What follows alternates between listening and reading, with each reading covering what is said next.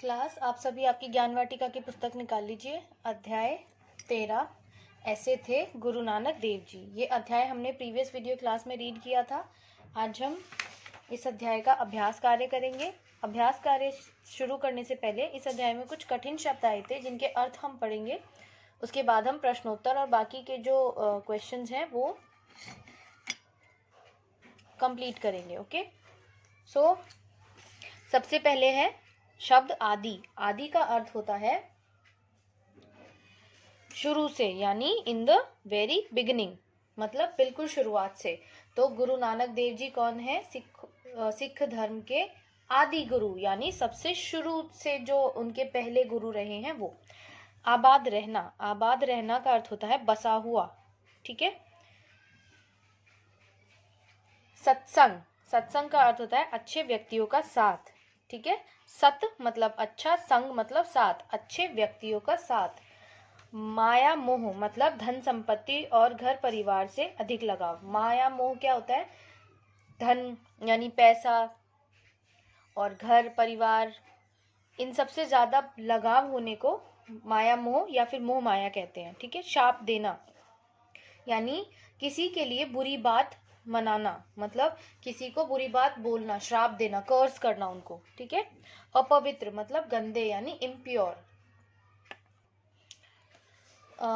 आपकी बुक में दो प्रकार के प्रश्न दिए गए हैं, मौखिक प्रश्न और लिखित प्रश्न। मौखिक प्रश्न का जो उत्तर है वो एक शब्द का होता है।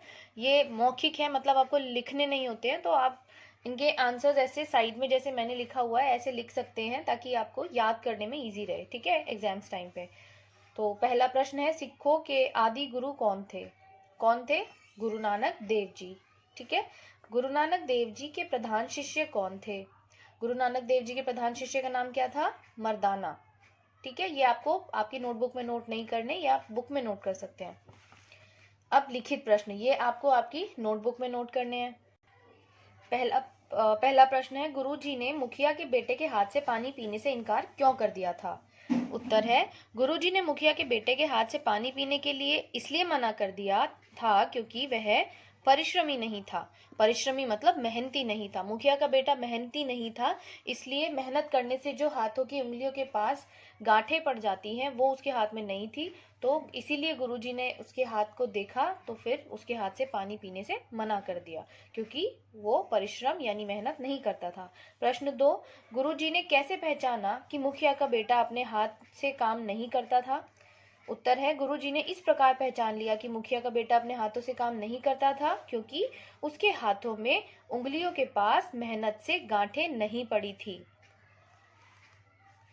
तीसरा प्रश्न है, मुखिया का बेटा क्यों लज्जित हुआ?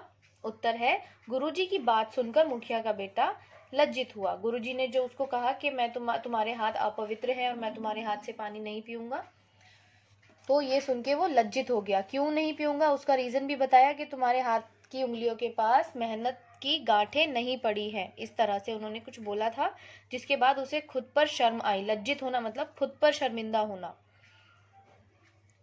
चौथा प्रश्न है, दूसरे गांव के लोग कैसे थे? दूसरे गांव के लोग आलसी और अज्ञानी थे। ये जो पानी वाली जो भी कहानी हुई, इसके बाद जब गुरुजी आगे बढ़े, उस गांव को छोड़कर दूसरे गांव गए, तो वहां पर लोग कैसे थे? आलसी और अज्ञानी थे। किसी ने भी उनका वेलकम नहीं किया, किसी ने उनको पानी नहीं पूछा, खाना नहीं पूछा। तो उस गांव के लोग आलसी और अज्ञानी थे। गुरुजी ने अच्छे गांव के उजड़ जाने की कामना क्यों की? गुरुजी ने जो बुरे गांव के बाद अच्छे गांव में गए, जहां पर लोगों ने उनका बहुत अच्छे से आदर सत्कार किया, उन लोगों के उजड़ जाने की कामना क्यों की? गुरुजी ने अच्छे गांव के उजड़ जाने की कामना इसलिए की ताकि उस गांव के लोग दूर दूर जाकर अपने सद्गुणों से अधिक लोगों को अच्छा बना सके। ठीक है। अच्छे लोग दूर दूर जाकर अपनी अच्छाई फैलाएं, अपने गुणों से और दूसरों को भी अच्छा बनाएं।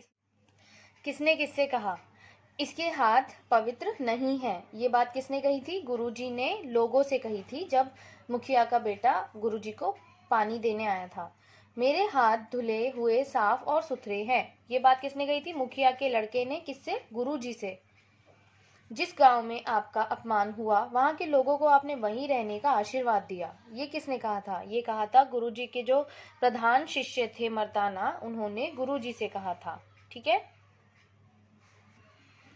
सही उत्तर चुनकर निशान लगाइए। सही शब्द, यहाँ पर आपको वर्तनी बतानी है कौन सी शब्द की बिल्कुल करेक्ट है, सही है। वर्तनी मतलब स्पेलिंग किसकी करेक्ट है। तो परिश्रम, परिश्रम और परिश्रम, करेक्ट क्या है? परिश्रम। परिश्रम इस तरह से लिखा जाता है, इसके सामने वाले बॉक्स पर टिक कर लीजिए। सांसारिक शब्द में कौन सा प्रत्यय है? सांसारिक शब्द में कौन सा प्रत्यय है? एक होता है उपसर्ग, एक होता है प्रत्यय। ठीक है, उपसर्ग क्या होते हैं? वो कुछ लेटर्स जो किसी शब्द के शुरुआत में लगाते हैं और उस शब्द का अर्थ परिवर्तित कर देते हैं।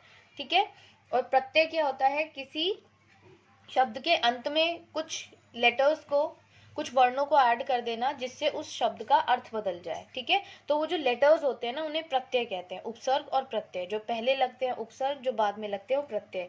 तो सांसारिक शब्द में आपको क्या मतलब लग रहा है कि कौन सा प्रत्यय होगा? क, ऋक या इक? संसार में इक प्रत्यय जोड़ने पर बना सांसारिक, तो इक प्रत्यय करेक्ट है। ठीक है, दुष्ट का विलोम क्या है? दुष्ट का विलोम अदुष्ट, अच्छा या सज्जन?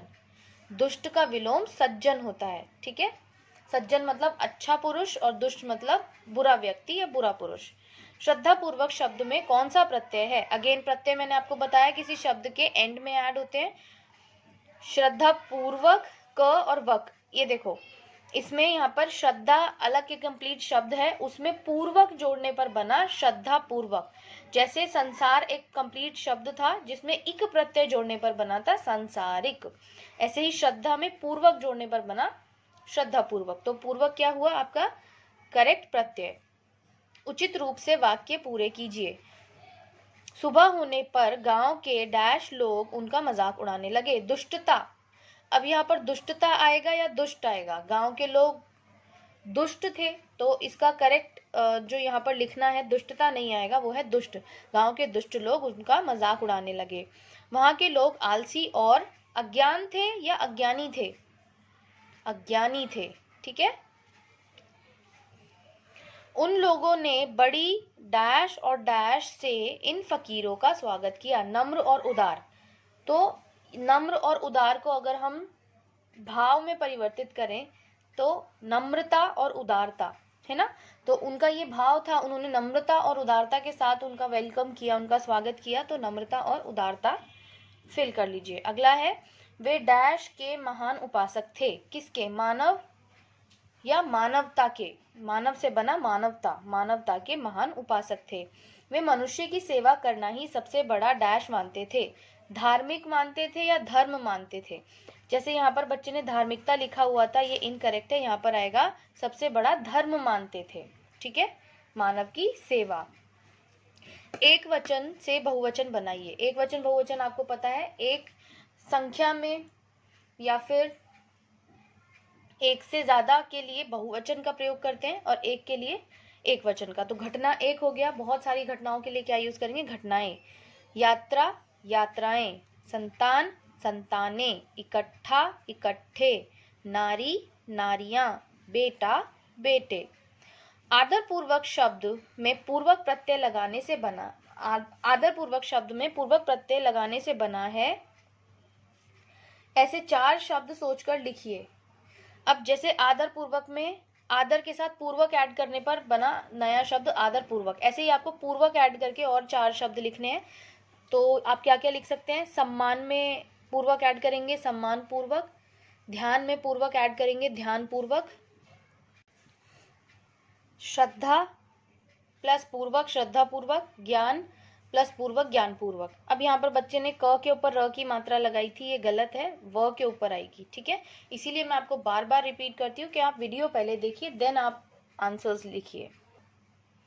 नीचे दिए गए वाक्यों में सर्वनाम को रेखांकित कीजिए। सर्वनाम क्या होता है? संज्ञा के स्थान पर जिन शब्दों का प्रयोग करते हैं उन्हें सर्वनाम कहते हैं। ठीक है, तो संज्ञा आपको पता है, किसी व्यक्ति वस्तु या स्थान के नाम को संज्ञा कहते हैं और उनके स्थान पर जिनका प्रयोग किया जाता है उन्हें सर्वनाम। उनके जीवन की अनेक घटनाएं प्रसिद्ध हैं। अब यहाँ पर गुरु नानक देव जी के नाम के स्थान पर उनके शब्द का प्रयोग हुआ, तो ये क्या हुआ यहाँ पर? सर्वनाम। तो अंडरलाइन कर लीजिए। वे अपने शिष्यों के साथ जगह जगह घूमते रहे। अगेन वे आपका सर्वनाम हुआ और अपने, ठीक है। यहाँ पर सर्वनाम क्या होगा? वे, क्योंकि गुरु नानक देव जी की बात हो रही है, और अपने यानी किन के शिष्यों की बात हो रही है? अगेन गुरु नानक देव जी के शिष्यों की। तो बार बार उनका नाम ना रिपीट करना पड़े, इसलिए वे और अपने का प्रयोग किया गया है।